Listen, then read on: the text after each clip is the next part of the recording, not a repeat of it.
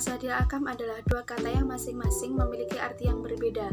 Mashadir yang berarti sumber, yaitu wadah yang darinya digali norma-norma hukum tertentu. Sedangkan al-ahkam yaitu petunjuk yang akan membawa kepada hukum tertentu. Yang selanjutnya yaitu jenis-jenis mashadir akam. Yang pertama, Al-Quran. Pengertian Al-Quran sebagai sumber hukum Islam, Al-Quran secara bahasa merupakan bentuk masdar dari lafadz qara'a yang berarti membaca. Sedangkan menurut istilah, Al-Quran adalah kalam Allah yang diturunkan kepada Nabi Muhammad melalui malaikat Jibril yang diawali dengan surat Al-Fatihah dan diakhiri dengan surat An-Nas. Yang kedua, Al-Hadis atau As-Sunnah. Pengertian dari hadis. Hadis adalah penuturan sahabat tentang Rasulullah tentang perkataan, perbuatan, maupun takrirnya. Dan yang ketiga adalah ijma. Pengertian ijma. Ijma adalah salah satu sumber penetapan hukum setelah Al-Quran dan hadis yang memiliki argumentasi. Dan yang terakhir adalah qiyas. Pengertian dari qiyas. Qiyas merupakan suatu cara penggunaan ra'yu untuk menggali hukum syara dalam hal-hal dan nas Al-Quran dan hadis tidak menetapkan hukumnya secara jelas. Al-Quran. Definisi atau pengertian Al-Quran. Secara bahasa, Al-Quran merupakan kata benda dari kata qara'a, yang berarti membaca atau bermakna mengumpulkan. Dan qira'ah berarti menghimpun huruf-huruf dan kata-kata satu dengan yang lain dalam satu ucapan yang tersusun rapi. Sedangkan secara istilah, Al-Quran berarti kalam atau firman Allah yang merupakan mukjizat yang diturunkan kepada Nabi Muhammad melalui malaikat Jibril sebagai pedoman atau petunjuk bagi seluruh umat manusia hingga akhir zaman, diturunkan secara mutawatir dan membacanya bernilai ibadah. Al-Quran diturunkan kepada Nabi Muhammad melalui Ruh Al-Amin, malaikat Jibril, secara berangsur-angsur. Terkadang, Al-Quran turun setengah ayat, 1 ayat atau 2 ayat, tetapi pernah juga turun 10 ayat sekaligus. Ini kehendak Allah yang tidak dapat ditolak siapapun. Nama dan sifat Al-Quran.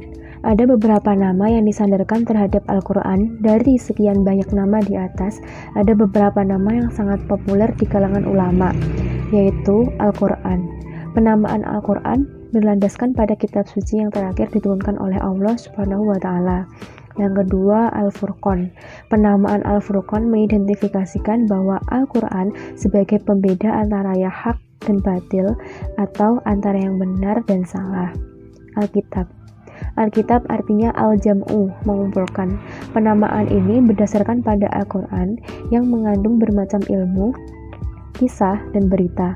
Maksud dari Alkitab juga bahwa Al-Quran tidak hanya dipelihara melalui lisan atau hafalan, tapi juga dengan tulisan. Al-Dzikru. Kata Al-Dzikru berasal dari bahasa Arab, artinya kemuliaan.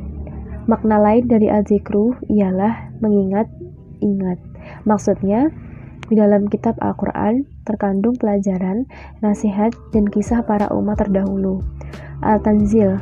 Kata Al-Tanzil artinya sesuatu yang diturunkan, yaitu mengisyaratkan bahwa Al-Quran merupakan wahyu yang diturunkan oleh Allah kepada Nabi Muhammad melalui perantara malaikat Jibril. Ketiga, kehujahan Al-Quran. Al-Quran merupakan mukjizat terbesar yang diberikan oleh Allah SWT kepada Nabi Muhammad, karena Al-Quran adalah suatu mukjizat yang dapat disaksikan oleh seluruh umat manusia sepanjang masa.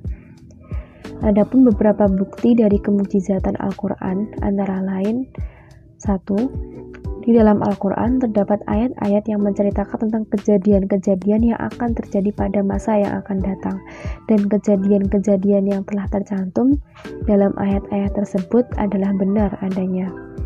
Dalam Al-Quran juga terdapat fakta yang ilmiah yang dapat dibuktikan dengan adanya ilmu pengetahuan yang sangat berkembang pada zaman modern seperti ini. Allah Subhanahu wa Ta'ala telah menjamin keselamatan Al-Quran terjaga sepanjang masa. Terdapat dalam surat Al-Hijr yang artinya, sesungguhnya kamu telah menurunkan Al-Quran, sesungguhnya kami tetap memeliharanya. 4. Cara Al-Quran menjelaskan ayat-ayat hukum. Al-Quran merupakan sumber hukum Islam yang sifatnya umum, maka sebagian besar hukum yang dijelaskan bersifat global dan hanya beberapa yang bersifat mendetail. Secara garis besar, penjelasan hukum oleh Al-Quran terdiri dari 3 cara sebagai berikut. Pertama, ijmal, global. Penjelasan Al-Quran bersifat umum, sedangkan sunnah Nabi yang nantinya akan menjelaskan lebih mendetail, sebagaimana perintah mendirikan sholat, membayar zakat, dan lain sebagainya. Yang kedua, tafsili, terperinci. Al-Quran memaparkan hukum secara terperinci dan disertai penjelasan yang mendetail. Adapun sunnah Nabi menjadi penguat bagi penjelasan Al-Quran. Contoh hukum waris, tata cara, dan hitungan dalam talak, mahram, orang yang haram untuk dinikahi, dan sebagainya. Isyarat. Penjelasan Al-Quran hanya sebatas pokok hukum, baik secara isyarat maupun secara ungkapan langsung. Adapun sunnah Nabi memberikan penjelasan hukum yang terkandung dalam pokok bahasan tersebut secara terperinci. 5. Peran Al-Quran dalam pembentukan hukum. Merujuk pada pembahasan para ulama, sebagian dari mereka ada yang membagi hukum yang terkandung dalam Al-Quran menjadi 3, di antaranya hukum akidah, hukum etika, dan hukum amaliyah.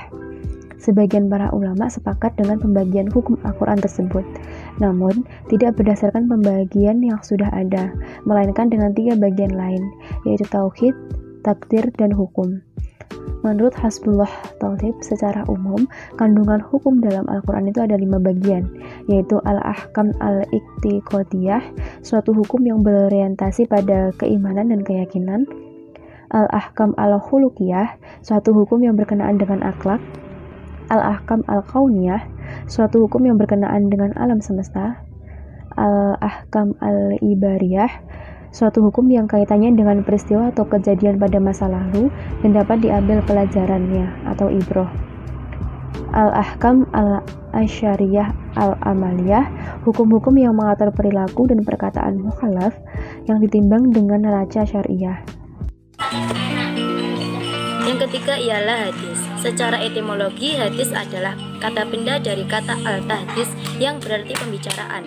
Kata hadis mempunyai beberapa arti. Yang pertama adalah jadid atau baru, merupakan lawan dari kata qadim atau terdahulu. Yang kedua adalah qorib yang berarti dekat. Yang ketiga adalah khobar yang berarti warta berita. Pengertian hadis secara terminologi terjadi perbedaan pendapat antara pendapat ahli hadis dengan ahli usul fiqih. Ulama hadis memberi pengertian hadis sebagai segala ucapan Nabi Shallallahu Alaihi Wasallam, segala perbuatan dan keadaannya.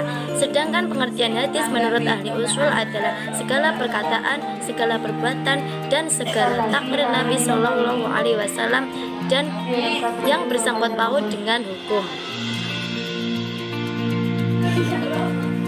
Yang kedua ialah keujian hadis menurut 4 madhab. Yang pertama, menurut madhab Imam Abu Hanifah, mengklarifikasikan al-sunnah sebagai hujjah dalam penetapan hukum. Sedangkan khusus hadis ahad ada syaratnya, yaitu tidak bertentangan dengan kaidah yang telah disepakati ulama. Yang kedua ialah Imam Malik bin Anas, memegangi hadis sebagai hujjah. Bukan hanya hadis mutawatir, melainkan hadis masyhur, mursal, dan hadis ahad. Yang ketiga ialah Imam Idris Asy-Syafi'i, menjadikan hadis ahad sebagai hujjah. Yang keempat ialah Imam Ahmad bin Hambal, berhujjah dengan umumnya hadis, baik hadis mutawatir, hadis ahad, hadis mursal, maupun hadis dhaif. Yang ketiga adalah fungsi hadis terhadap Al-Quran dalam pembentukan hukum. Pertama, bayan takrir, yaitu menetapkan dan memperkuat apa yang telah diterangkan di dalam Al-Quran. Fungsi hadis dalam hal ini adalah memperkokoh isi kandungan Al-Quran. Yang kedua adalah bayan tafsir, yaitu penjelasan hadis terhadap ayat-ayat yang memerlukan perincian atau penjelasan lebih lanjut, seperti pada ayat-ayat yang mujmal, mutlak, dan umum. Yang ketiga adalah bayan tasyri', penjelasan hadis yang berupa mewujudkan, memajakan, atau menetapkan suatu hukum yang tidak didapati nasnya dalam Al-Quran. Yang keempat merupakan bayan nasak, ketentuan yang datang kemudian dapat memuat ketentuan yang datang terdahulu.